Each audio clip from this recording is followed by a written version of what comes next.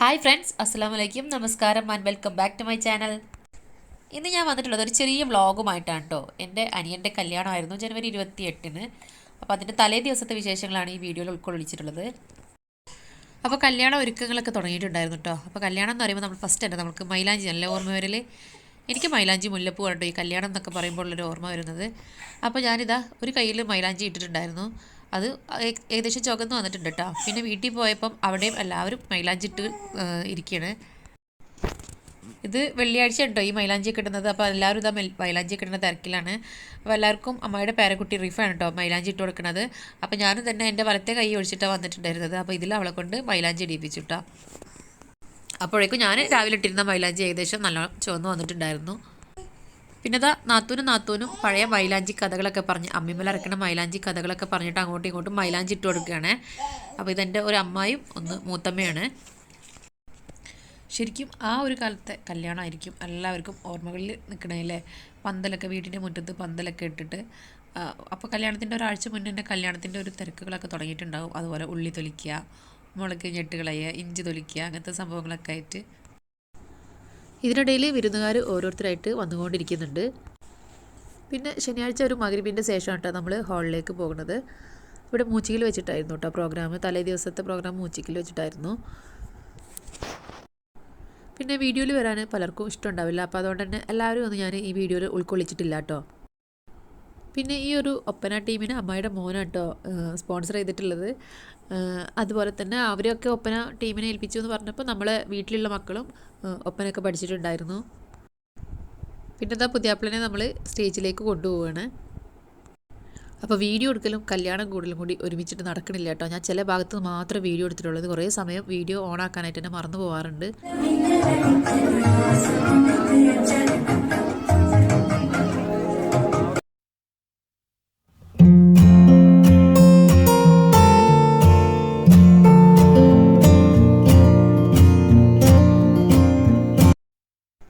മ്യൂസിക്കിന് copyright ഉള്ളതുകൊണ്ട് ഞാൻ music കട്ടാക്കുന്നുണ്ട്.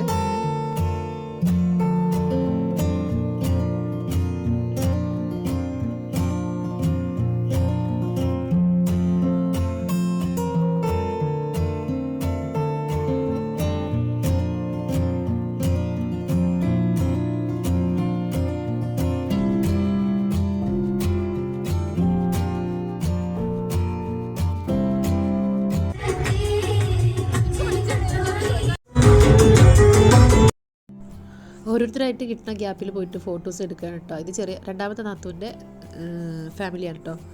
അപ്പോൾ അവർ ഫോട്ടോ ഒക്കെ എടുക്കുകയാണ്. അങ്ങനെ ബ്രേക്ക് ആവുന്ന ടൈമിൽ ഓരോരുത്തർ പോയിട്ട് ഫോട്ടോ എടുക്കുന്നുണ്ട്. പിന്നെ ഈ ഒരു ഒപ്പന ടീമിൻ്റെ ഒരു ബ്രേക്കിൻ്റെ സമയത്ത് നമ്മളെ കുടുംബത്തിലുള്ള കുട്ടികളൊക്കെ ഡാൻസ് കളിക്കുന്നുണ്ട്.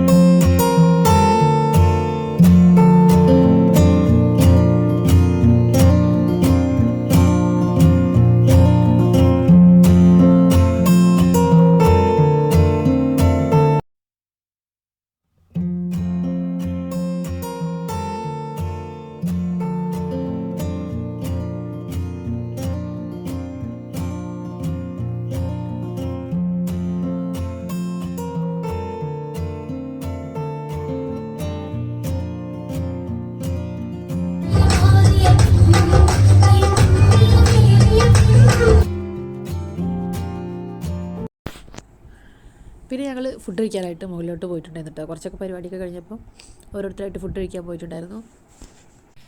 തലേ ദിവസം ഫോട്ടോസൊക്കെ എടുക്കാനായിട്ട് മറന്നു പോയിട്ടുണ്ടായിരുന്നു കേട്ടോ. ഞങ്ങൾ ഫോട്ടോസൊന്നും ക്യാമറയിലൊന്നും എടുത്തിട്ടുണ്ടായിരുന്നില്ല. പിന്നെ എല്ലാവരും ഒപ്പനയിലും ഇത് പാട്ടിലൊക്കെ ലയിച്ച് അവിടെ ഇരുന്നിട്ടുണ്ടായിരുന്നു.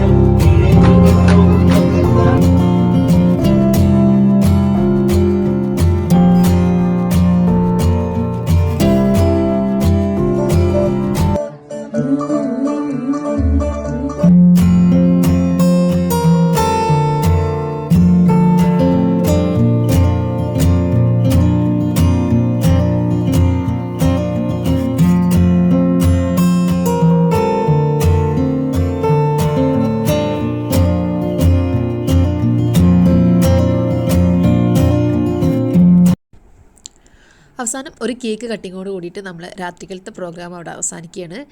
അപ്പോൾ കേക്ക് ഈ ഒരു കേക്കും സ്പോൺസർ ചെയ്തിട്ടുള്ളത് നമ്മുടെ അമ്മായിയുടെ മോനെയാണ് കേട്ടോ. ഈ ഒരു കല്യാണത്തിൽ ഞങ്ങളുടെ ഡാഡി ഇല്ല എന്നുള്ളതാണ് കേട്ടോ ഒരേ ഒരു വിഷമം.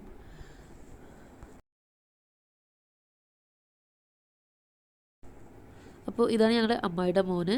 ഞങ്ങൾക്ക് ഈ ഒരു കല്യാണം ഇത്രയും കളറാക്കി തന്നത് ഇവരായിരുന്നു കേട്ടോ. പിന്നെ ഞാൻ പറഞ്ഞല്ലോ കുറേ പേർക്കൊന്നും വീഡിയോയിൽ വരാൻ താല്പര്യമില്ല, അതുകൊണ്ട് തന്നെ ഞാൻ ഒരുപാട് ഭാഗത്ത് ഷൂട്ട് ചെയ്തിട്ടില്ല. ചില ഭാഗങ്ങൾ മാത്രം എന്നോട് ഇങ്ങനെ ചില ആളുകൾ വ്ളോഗ് എടുക്കണില്ലേ വീഡിയോ ചെയ്യണില്ലേ എന്ന് പറയുമ്പോൾ മാത്രമാണ് ഞാൻ ക്യാമറ ഓൺ ആക്കിയിട്ടിരുന്നത്. അതുവരെ എനിക്ക് ഇതിൻ്റെ ഒരു ഓർമ്മ ഒന്നും ഉണ്ടായിരുന്നില്ല കേട്ടോ. പിന്നെ മോള് കയ്യിലുള്ളത് കാരണം അങ്ങനെ വീഡിയോസ് എടുക്കാൻ ഇതാക്കാൻ നോക്കിയിട്ടില്ല. ആരുടെയെങ്കിലും കയ്യിലൊക്കെ ഫോണൊക്കെ കൊടുത്തിട്ടാണ് വീഡിയോ ഒക്കെ എടുത്തിട്ടുണ്ടായിരുന്നത്.